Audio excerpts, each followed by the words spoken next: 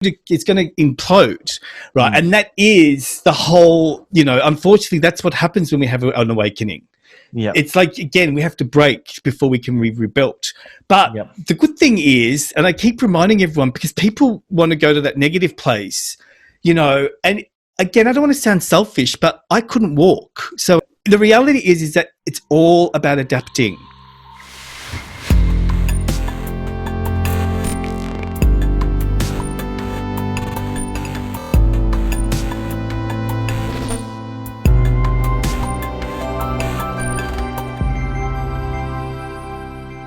It was 10 years ago that I went to the Academy of Hypnotic Science and was learning hypnotherapy. And that's where I met you, where I met Joe, who was one of my lecturers. So Joe, I know that's probably a long way going back. I still remember. Really that long ago, really, is it? It's not that long ago. Well, I suppose it doesn't feel that long ago, but when I think about it, I'm like, well, it's a long time. Yeah. Anyway, so I still remember your very vibrant, exciting, interesting stories and that sort of stuff. So anyway, I just wanted to say thank you for being my teacher back then. Thank you. And obviously, as this channel's about, personal transformation, that sort of thing. So that's why I wanted to interview you today. So, so I suppose you've probably gone through a lot since 10 years ago when I knew you. So did you want to talk a little bit about how did you go from being a hypnotherapist to what you do now, where you run a Facebook group helping people change their lives? Well, I might go back a step further, actually, to sort of explain how I became a hypnotherapist, because I think that's also a really important sort of thing. And that is that I was working in HR, and I thought my life was sort of set for me, and I got into I was in a relationship, and then that relationship ended. And I realized at the end of that relationship that I didn't really have any tools to help myself. So I end up having I'm going to call it a breakdown. Like, it was like the analogy I use in class where, you've got a glass of water and that's you. And then at the end of the, if you don't look after yourself, you end up with this empty glass. And that's what happened to me. So I stumbled across hypnotherapy by accident through that breakup and that sort of trauma. Right. And that led me to discover transformation, like spirituality, and to discover hypnotherapy and the mind and all that. So up to that point, I thought I knew stuff, but I really didn't know anything. You know what I mean? It took like a trauma to break that wall down and get me into that. So then that evolved, and then I became a lecturer and ran a practice. And then as time progressed, I got sick. So I got a chronic illness. I got a neuromotor disease. And so I was not able to walk. And so I had to sort of slow down a bit and surrender. And during that time, I was able to then, I guess, put all the pieces together that I thought I sort of knew. So even though I had a trauma, years and years before, I still hadn't done all the work I was meant to do. So the universe, I guess, said, hold on, I've got something else planned for you. And it threw me that sort of trauma. And in that place, that's where I think, that's where the Secret Men's Business sort of men's support group was sort of not birthed, because it was birthed before that, but it was propelled. Yeah. So, I created the Secret Men's Business because 3 of my friends committed suicide in the same fortnight. Right. And the thing that was hard was that I was the last person to see all 3 of them. So that was quite a traumatic experience for me, because I then went through guilt and went through all these questions like, did I say something wrong? Did I miss something? Did these people come to me for a reason?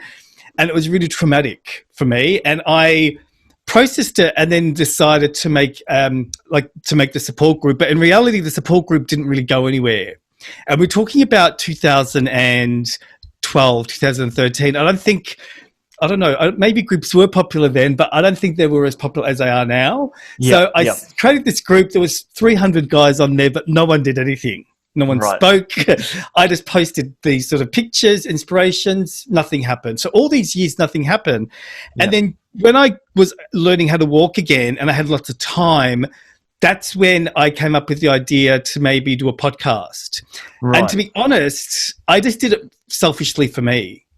I did it as a project for myself to sort of get me motivated while I was going through all that sort of rehab. Yeah. And to my surprise, it sort of started to get some traction. And then coronavirus is what really made it take off. Yeah. You know, like as soon as lockdown happened, like the membership quadrupled. Wow. And I think that's because men were looking for something and everyone was sort of forced to slow down. So it's interesting. I always look at it like I was forced to slow down by the universe, while the world was forced to slow down by the coronavirus. Yeah. And look, as you know, like it's very hard to get connected, even more difficult now with all these lockdowns.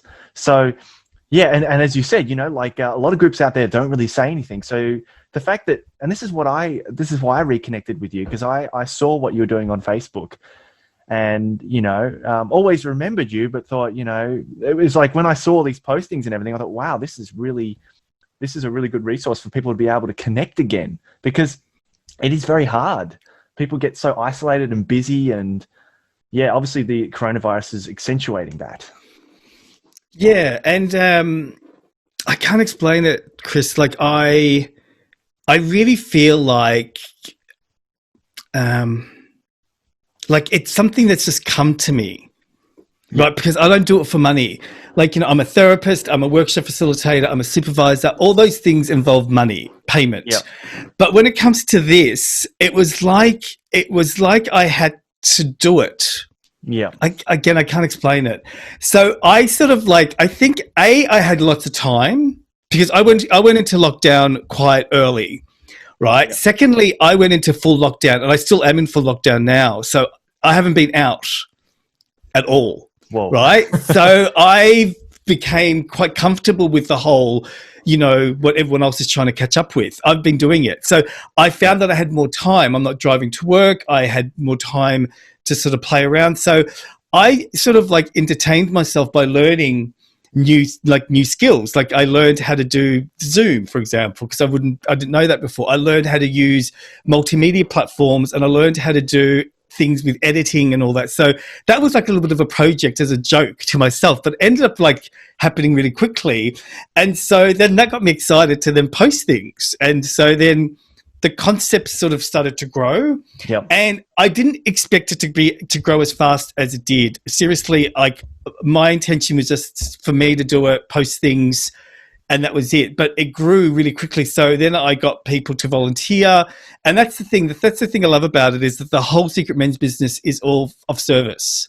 Yeah. It's a service that we provide to men globally for nothing in return. Yep. So and that's how many people have you got in there? How many people in your group? We're sort of we're almost at 3,000. Wow. Yeah. And that's grown dramatically in the last few months. Well, it went from 300 in December to nearly 3,000. I reckon we'll hit 3,000 by August.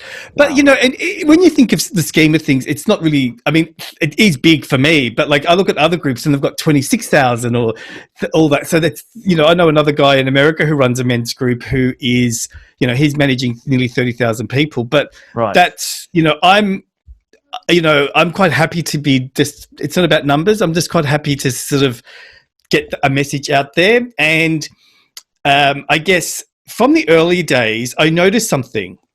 I noticed that there was a lot of sort of old style bickering from the men, meaning there was this peacock ego sort of thing going on. You'd post something and they'd attack. Yeah. And I thought, oh, okay, this is what it's all about. We have to sort of deal with this, meaning that was my mission, was to change the mentality of how men communicate. And then from there, the birth of Project Self-Acceptance was born. So that's what the foundation is of the group. It's teaching men how to have self-acceptance. Right. And so from there, we got people on board. We created a learning center. We've got 10, courses in there. We've got a podcast. We've got, all these different things. And all those things give men an opportunity to pick all of them or just one of them. And all of those things lead to self-acceptance. Okay. Yeah, so Excellent. that's the sort of the direction is, if you look at, for example, Wednesdays we have the cook. And so Right. you might learn how to cook through the watching that segment. And just that little one thing might get you to self-accept yourself in regards to being sustainable, Yep. right? And so, You and know? all your activities, it's all about making or helping men have like friendships and actually get together rather than just being isolated.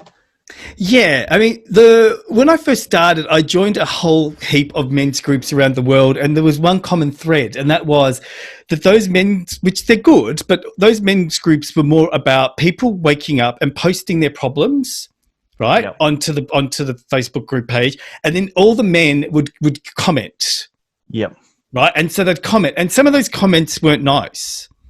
Yeah, It was exactly. just, they were mixed. And so that was number one. I remember I posted something once and I got attacked, Yeah. and it was really quite upsetting. And then I thought, okay, you know what? This is my calling. And I was very quite lucky because very early on, there were probably about 4 coaches, global coaches, men's coaches that joined Secret Men's Business, and they all stepped up and coached me. Right. Like, I remember when I got attacked, I was so upset because I'd never been attacked or trolled before. And this guy rang me up, this coach from Sydney, and he just gave me a pep talk. And that was all I needed to sort of like go, okay, you know what, shake this off, just get on with it, Joe. And that was sort of like very helpful because we don't tolerate judgment in the Secret Men's Business. We educate men to understand that men are allowed to have opinions, right? Yeah. Men can feel and do things and act upon things without having to be told off by other men, because that's not really helping us to grow as a species. I think it's time for us to let go of the old and to step into the new, that we can accept ourselves and be whatever we want to be and not allow ourselves to be put down by other men. Right? Yeah, absolutely. Yeah, I mean, I always remember this.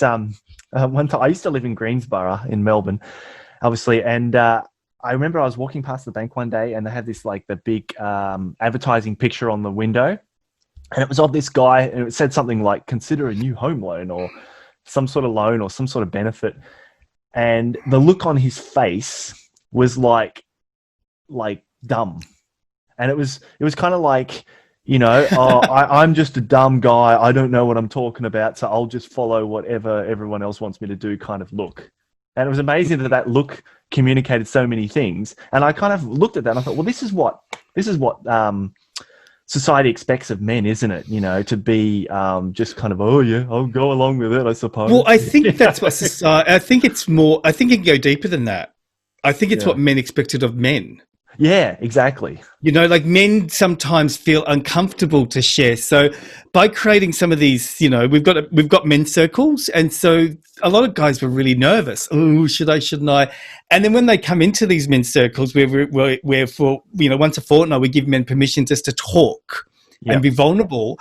And I mean, even I've never been to one before. So even I was not sure what to expect. And they're fantastic. So it's just giving people an opportunity to, and I don't like this word, but I'm going to use it, okay? It's like we have to stop being victims and we have to stop whinging.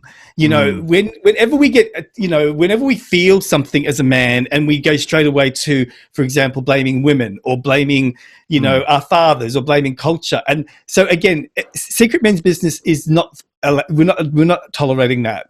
We allow people to sort of say what they feel is the reason once only. Right. Okay. That's my motto. They can vent a little bit, and then it's like once only. More positive. Once, if I was to post and say, "Oh my God, I'm having a really hard time. I've got no friends. I'm alone." That's my vent. Then every other time that person speaks, or every other time someone makes them accountable, it's all about moving forward. Right. Because otherwise we get caught up in that vicious circle of just telling the story, and the story doesn't change us. Self-acceptance is about acknowledging that you can't control what other people do, that you can't control how society may even see us. It's about taking responsibility. Can I give you a quick example? Yeah, sure. So we had a health week, right? And I posted a picture of a muscle guy going to the gym. Yep. Right? Like you would see at any gym around the world, right? And I was shocked when I woke up that morning because of the uproar. Okay. Oh my God, why, body image, body dysmorphia, what's going on here? Body. Is this an ideal body? And so I said, hold on, guys, hold on. So you're letting a picture trigger you. So rather than looking at the picture, let's throw the picture away. Yeah. Let's work out what the trigger is. And then it took a day of like this talking, and it was realized that they had body image problems. They had self-esteem problems. Yeah. That they looked at something as a reflection of them failing. So they would rather see a fat person rather than a muscle person because that makes them comfortable. Yeah. And I, was saying to them, well, no, then that's your problem. It's got nothing to do with the poster. Yeah, absolutely. And so a lot of times men didn't know how to handle that. Yeah. Like they didn't know how to navigate that sort of language.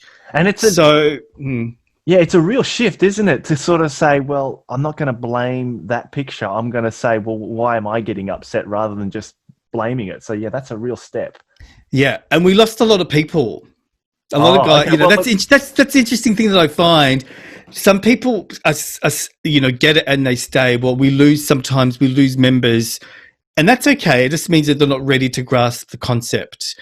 They still have to do a bit of work, I guess. They still have to go through a few things, and then I sort of call those, they're signs. Maybe they need to go out in the world and still feel like nothing's changing, and then they realize I've got to look at me.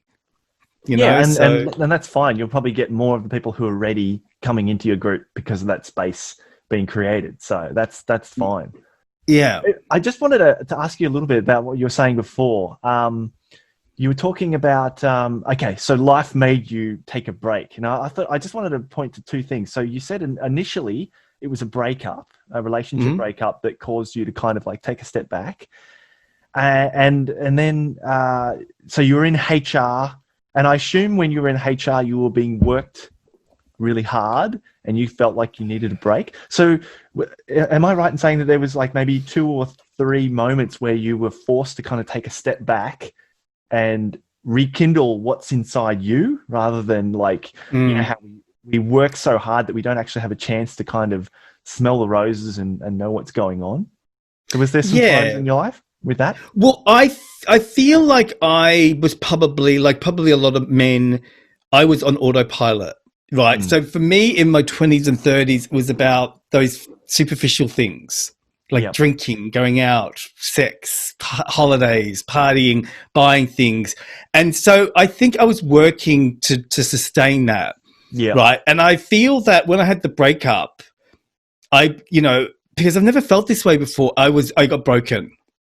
Right. So it was my glass was empty, so I was so broken. And so I probably, I always look at those sort of moments as a crossroad. I could either have gone the left path and kept on being miserable, or I did what I did was I was lucky that I went to this therapist who was brilliant and everything changed. So it was one of those moments, right? Those moments that you either pass or you take. And I took it. And so she helped to rebuild me, and I realized through that I didn't want to be rebuilt the same way.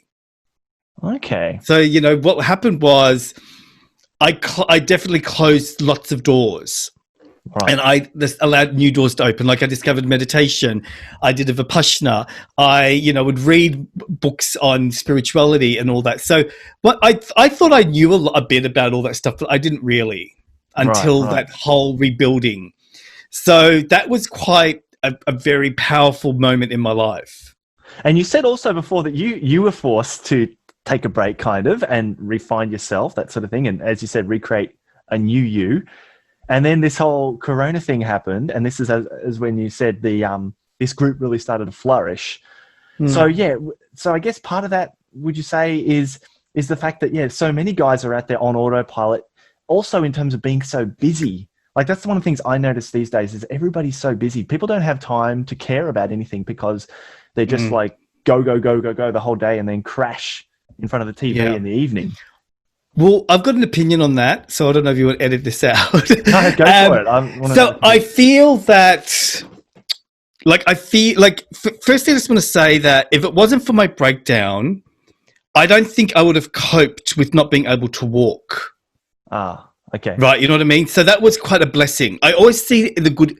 I always have gratitude for that breakup. Like every day, I seriously say thank you to my ex for breaking up with me. Yeah. Because if it wasn't for that, I wouldn't be being interviewed by you, right? Right. So that taught me how to learn how to manage all these skills. So then when I couldn't walk, I had the skills to do that, and I didn't take that on as a catastrophe. Right. It was quite, it's okay. This is just what it is. But, you know, in regards to everyone else, I think that the world was getting to a point of the world was exploding. It was about to explode, right? It was, you know, fast, fast, fast. So something had to happen. Now, when I started my journey about 14 years ago, I remember hearing from another student actually that there is a global awakening that's coming. Right? She kept saying it's a global awakening. Something's going to come and it's going to cause the world to reset. And I honestly to God thought it was going to be a war. I did, because that's the first thing that I thought of. I think, okay, there's going to be a war and that's going to recalibrate the world. I had no concept that it was going to be a virus. But we're in it right now. We're in a total global awakening. Right? Yep. So my key word that I used through the coronavirus with clients, with myself, with my family is adjustment. Yeah. Adaptability. If you're not able to adapt through this time, then you're not going to find a way through it, right? It's going to be a struggle. So it's okay, because people that have done some of the work, say myself, I'm here to help. That's why I think the men's group is so important to me, because I'm really here to help those men that don't know how to come through, because the world's not going to be the same ever. Right? And I think a lot of people think it's going to be. Yeah. So for a lot of guys, it's a bit of a struggle, like going, oh, it'll be right. It'll be back to normal in 6 months. So what do you think? More online, working from home? It's going to be more than that. Okay. We're going to experience something. I mean, again, you can edit this out. No. But, I want to keep it in. What do you think is going to happen? We haven't even started the recession depression part yet. Yeah. We're going to see things that are going to be so, a lot of men are going to have to lose their homes, their jobs, their pride. A lot of men are going to have no money, have to live in a car. A lot of men are going to have to beg or ask their family or people that they know for money so they can feed their family, because it's going to implode, right? And that is the whole, unfortunately, that's what happens when we have an awakening. Yeah, it's like, again, we have to break before we can be rebuilt. But the good thing is, and I keep reminding everyone, because people want to go to that negative place, and again, I don't want to sound selfish, but I couldn't walk, so a coronavirus is nothing. I look at the coronavirus and I sort of giggle. The reality is that it's all about adapting, because there's a lot of opportunities. Right? And so if people don't see that, then that's because they're fused on wanting to go back to the old way. We're not going to go back.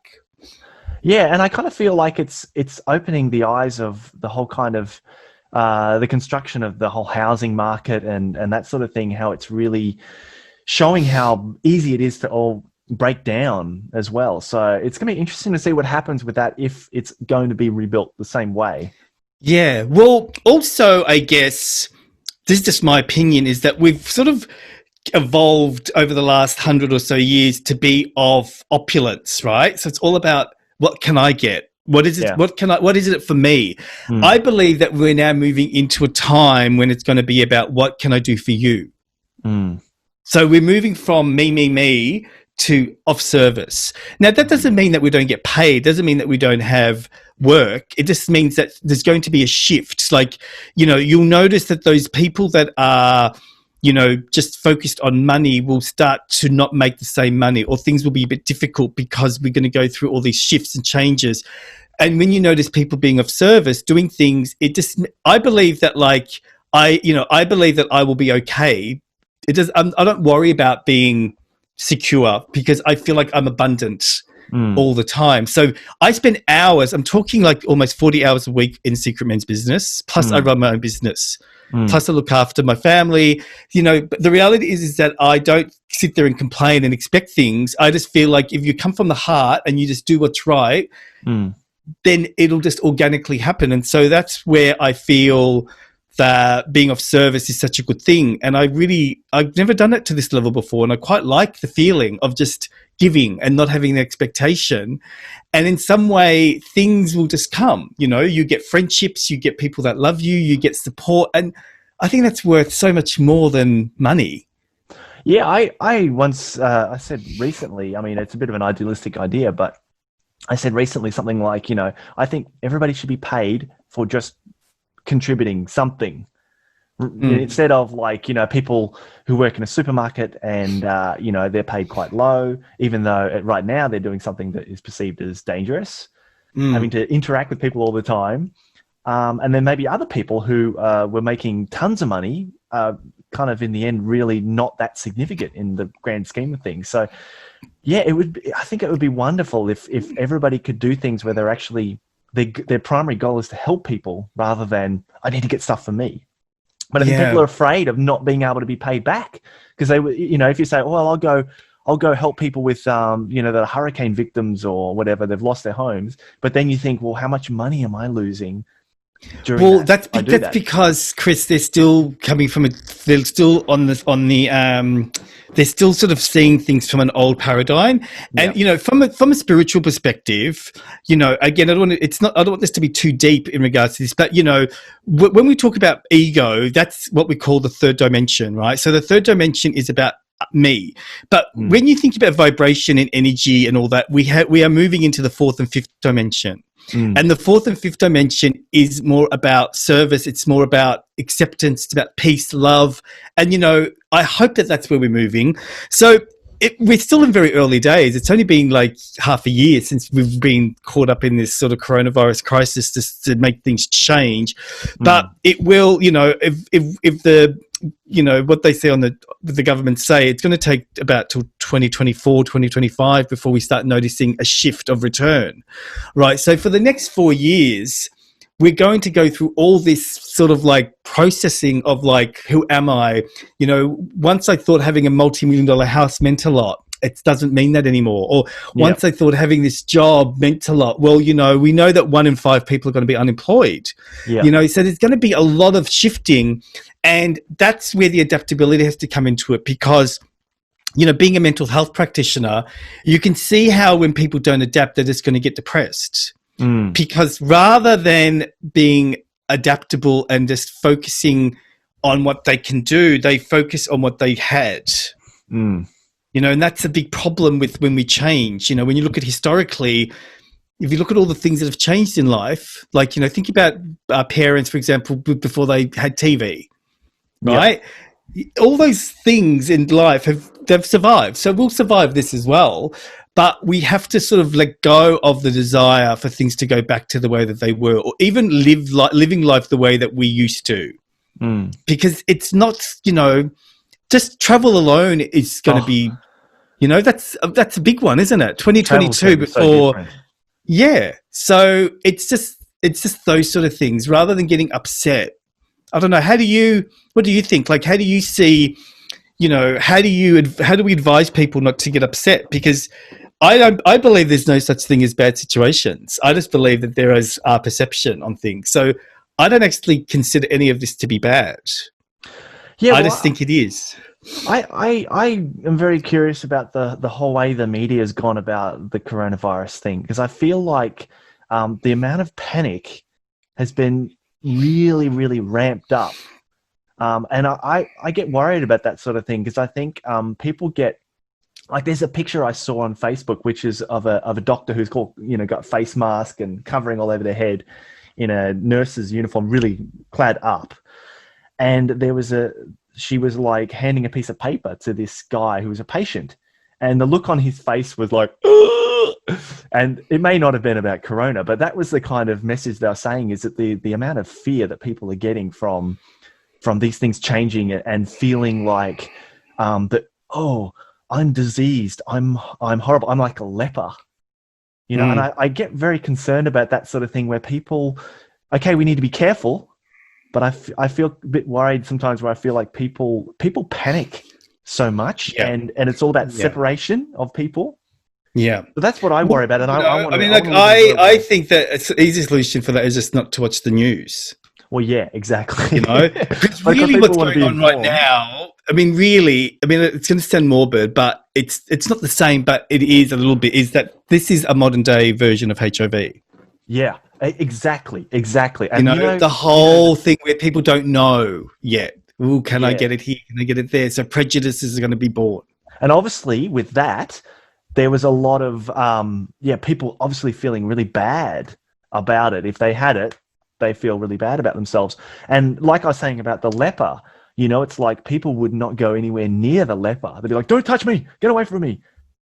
So I find that really interesting in that people now are like looking at someone else. If they cough or something, or they're not wearing a mask, people get violent and judgmental. And I sometimes feel like it's a little bit of a smokescreen in that we're focusing so much on this, which I understand we need to be cautious and take certain measures. But what I don't like is the negative aspect it has towards other people, like the other people are the enemy and that sort of thing, rather than thinking of people as we're all together, we're all human beings. And that, I think, is the key to the adaptability adjustment thing. Yep. Like people aren't doing the adaptability is what you're saying. Yep. Right. And it's interesting how in the secret men's business, we've hardly touched coronavirus. Yep. We've hardly brought it up as a subject. Right. We've just focused mainly on adapting, on self-acceptance, on realizing that we are the only person that can control our destiny. Yep. Only us. Me is mine, you is you. So, you can whinge as much as you want about the government and all that, but that's not going to get you what you want at the end.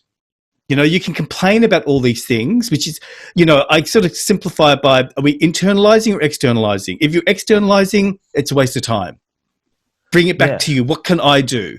What's going on for me? And I don't think people are doing enough of that. So that's one of my missions for the group, is to teach people to bring it back to them. Whenever I hear someone complain and then post, I just, I do it very gently, very with love, very, nicely. I just remind them, who cares? Well, who cares what that person's doing? Yeah. Let me ask you this: what would you like to see happen in terms of we're all having a chance to relax and get together and actually talk properly to each other again? What would you like to see happen? What would you like to come out of this? Out of the group? Well, I mean, the group. In general, and going forward with everything else. I don't know how I got this self-acceptance at a very young age. At a very young age, I remember never seeing color. So I never saw color in people. I never saw race. I just had that in me. I don't know, maybe because I was the first child. I don't know. I have no concept of how that happened. But I would love that. I would love people to see other people for who they are rather than what they believe they are themselves. So a lot of white privilege comes from them believing that they deserve to be right when they don't really allow themselves to see what other people experience. Right. So I'd like people just to take some time just to acknowledge how words can mean a lot. Yeah. Saying something, I hate it when people say things like, I was only joking, or can't you take a joke? Well, the reality is that words really hurt. Think before you speak. But the main thing is really, all I really want is just for people to self-accept themselves, because as you and I know from our studies, whenever we start whinging or complaining about someone else, projecting, it just means that we're not happy about ourselves. So really what that means is that if I'm complaining about that person over there, that person's bad, it really just gets me off the hook to not look at myself. And so the good thing about SMB is that we make people accountable for that. We don't tolerate that. No, you're not going to get off the hook this time. I understand that poster is of a really good-looking muscle man that's gone to gym and worked very hard for his body, but that's got nothing to do with it. Why are you unhappy with your body? What triggers have come up? What's happening inside of you? What do you need to change? What do you need to do to get off the couch? Why are you eating bad? Right? And so people are sort of like, oh. So because I think that we've been very, very comfortably living in a society where it's been easier to do that. And I think your point about the news is driven by that. The news wants that. The news wants division. The news wants catastrophe. So when you stop watching that and you start taking responsibility for yourself, you realize that it doesn't really matter what's happening around you. You have to focus on you. And I know it's hard because it's so loud, but I remember my grandma told me this bit of advice. I'm going to say it to your viewers. Just wake up every morning, boil an egg, and eat it. That was her advice. And I love it. So meaning just get on with life? Just get on with life. Just get on with it. Eat your egg and get on with it. Don't worry about what everyone else is eating, what everyone else is doing, what everyone else is saying. Just focus on what you need to do and be a kind person and be someone that is compassionate, all those wonderful things. But, I think people are not happy. That's the point. That's why we've got so much projection. You said earlier at the beginning of this interview that people are rushed. It's not that they're rushed. People are just not happy.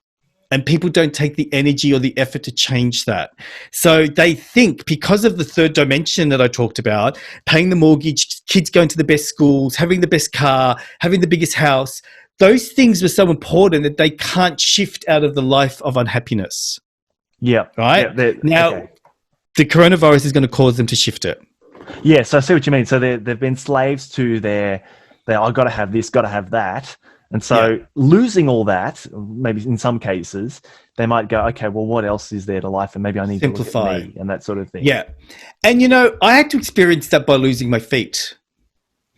Right. And you can ably move around now perfectly, or I can just walk, but I've lost the ability to run, and I can't jump, and I can't hike, and I can't climb, the things I used to love. But I accept that because I can walk, and I'm blessed that I can walk, because other people probably in my situation don't walk.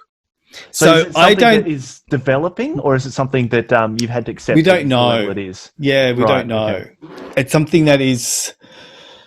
they keep saying to me, just, be happy that you've got what you've got. And I am, so I just always have hope that I'm going to improve. And I can feel that I'm improving.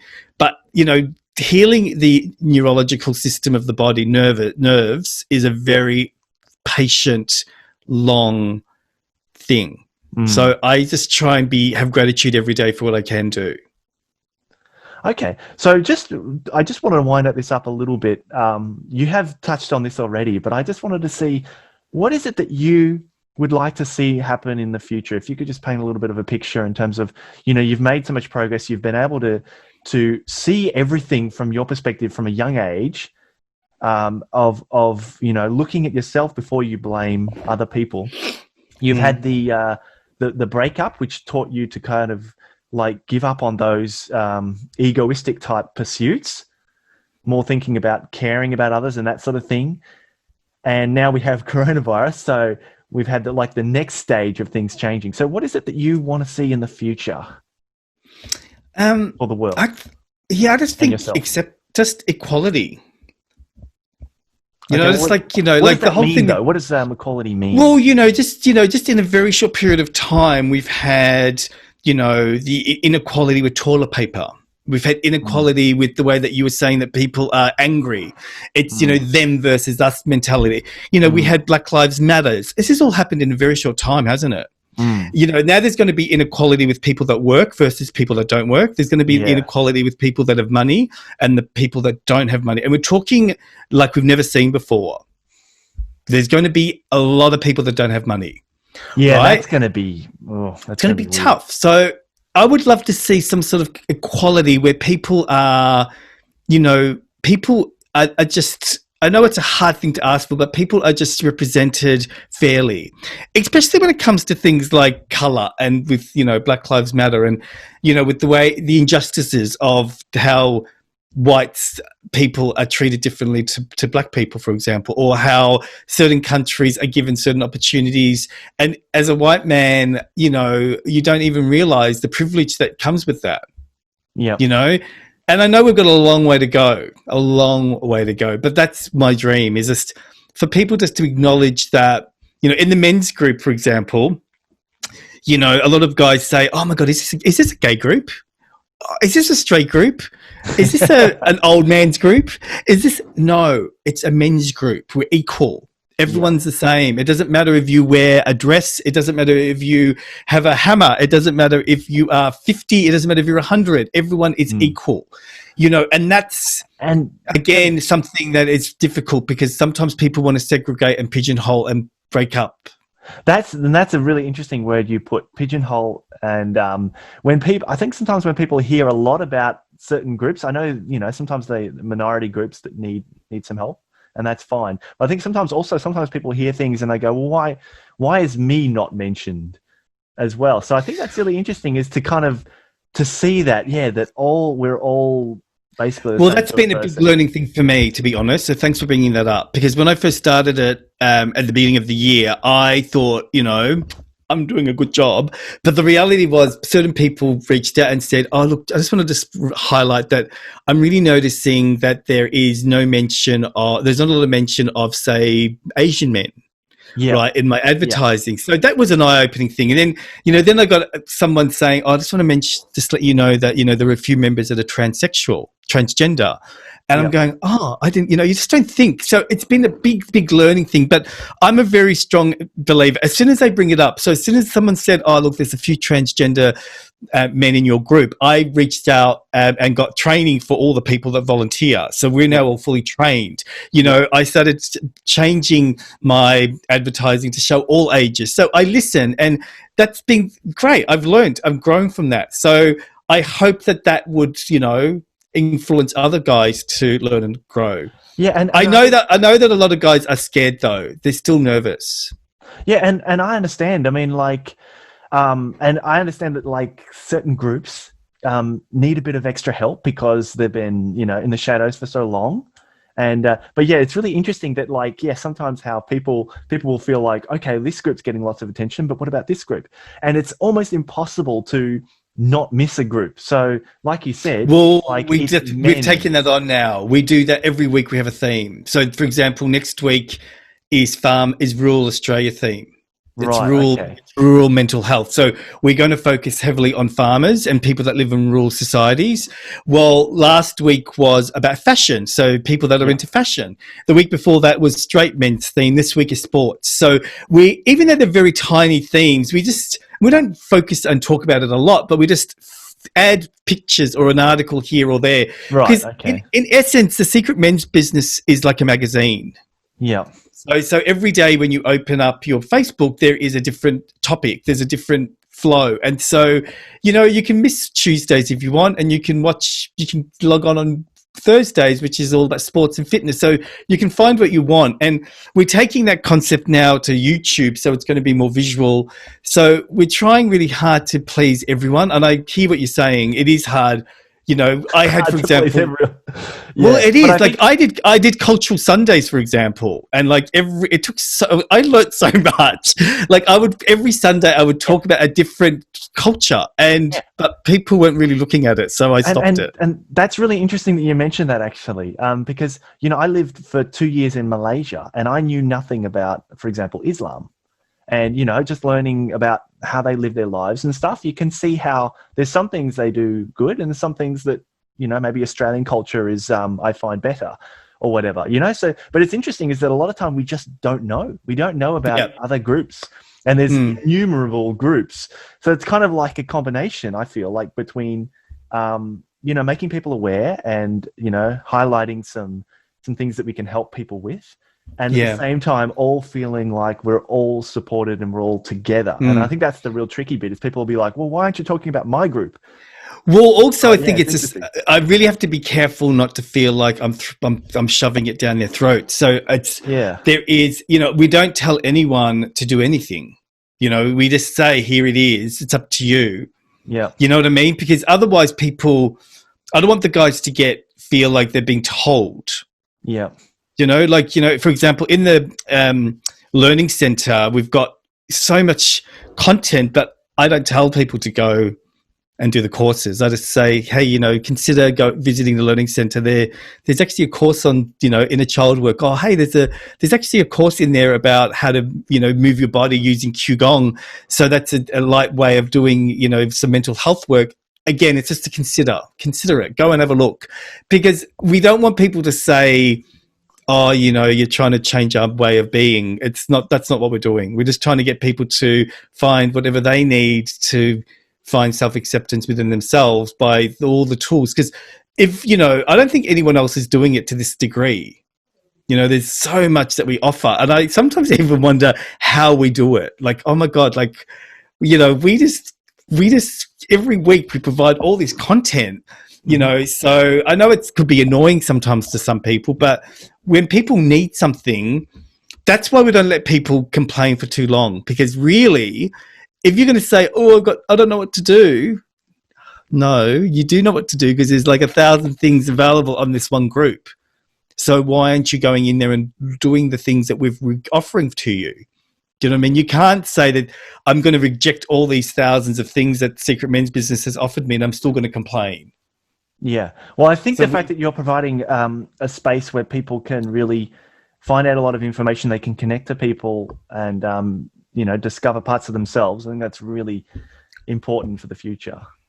So could you do a little bit of a plug just so that people know what your group is, how to find it, and that sort of thing? Yeah. Okay. So the group is called Secret Men's Business, SMB, and you can find us on Facebook. Just type in Secret Men's Business as a group and it'll come up. We're on Instagram, we're on Twitter, we're on LinkedIn, and we're on we've got a podcast. So if you type in Secret Men's Business on Spotify, iTunes, Google Manager, or Podomatic, you'll find our podcast there. And there's a podcast out every Monday. And then during the week, we have this other podcast called Bits and Pieces, which is like a 7-minute. It's me just blurting out how I'm feeling in that week. And I just blurt it out for 7 minutes. And it's a mini podcast that goes with that. So on the main podcast, we interview people just like this. So we just, you know, interview influential people that may help men to grow and accept and, you know, become better men. Okay, great. And so how can people also contact you, Joe? Because I'm sure a lot of people will be very interested about so you can probably find me if you join Secret Men's Business, you'll find me definitely in that group. I really am trying to separate my personal life on Facebook to the group, because everyone wants to be tricky. My friend. It is tricky. So if you probably joined the Secret Men's Business group, then you'll have access to me, and we chat that way through Messenger. And do you still practice hypnotherapy currently? Or yeah. So I still do that. I run a hypnotherapy and counselling service, Equator Hypnotherapy and Counselling, and it's now, because of coronavirus, it's been good because now it's global. So I was going to say that. Yeah, that's great. Yeah, so I see clients from all around the world. So it's been good with this wonderful Zoom medium. Yeah, well, so I'll put your details up on the screen so everybody knows. But anyway, thank you. Joe, it's awesome catching up again, and we'll have to speak again soon. Thank you so much for asking me to talk. I really enjoyed it.